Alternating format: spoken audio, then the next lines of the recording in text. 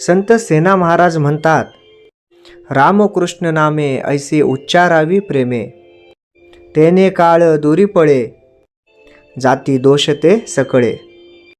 ऐसा नामाचा प्रताप, मार्गे निवारिला ताप. मुखी राम नाम उच्चारी, सेना म्हणे निरंतरी. संत सेना महाराज म्हणतात की इतर नामस्मरण तुम्ही करत असता, परंतु रामकृष्ण हे दोनच नाव जरी तुम्ही उच्चारले तरी देखील तुमच्या आयुष्याचा उद्धार झाल्याशिवाय राहणार नाही. हे नामस्मरणच जर तुम्ही उच्चारले तर कोणताही काळ तुमच्या जवळ येणार नाही, कोणतीही वेळ, वाईट वेळ तुम्हाला स्पर्श करू शकणार नाही. संकट देखील आपोआप पळतील. असं का होईल? कारण या रामकृष्ण नामामध्ये जेव्हा तुम्ही उच्चार करता तेव्हा तुम्ही अंतर्धान पावता. तुम्ही तुमच्या मनाला अंतर्धान पावणे म्हणजे इथं अर्थ की तुम्ही तुमच्या मनाला ओळखता, स्वतःच्या शक्तीला ओळखता.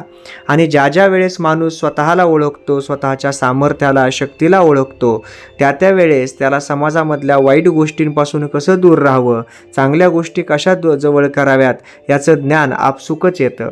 आणि मग असा माणूस संकटात सापडत नाही.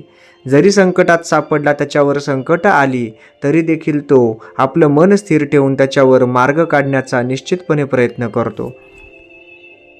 संत सेना महाराज पुढे म्हणतात की ऐसा नामाचा प्रताप, मार्गे निवारिला ताप. म्हणजे हा नामाचा प्रताप, नामाची महिमा एवढी मोठी आहे की तुमच्यापासूनचे सर्व ताप जे आहेत, जे त्रास आहेत ते दूर पळून जातील.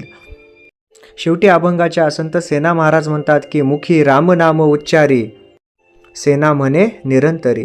म्हणजे जेव्हा तुम्ही मुखातून रामनाम उच्चारत असतात, निरंतर जेव्हा तुमचा हा उच्चार होतो, तेव्हा मनाची एक अशी अवस्था प्राप्त होते की जी स्थितप्रज्ञ अशी अवस्था असते.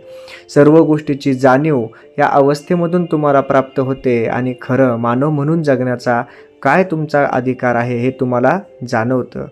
जय जय रामकृष्ण हरी.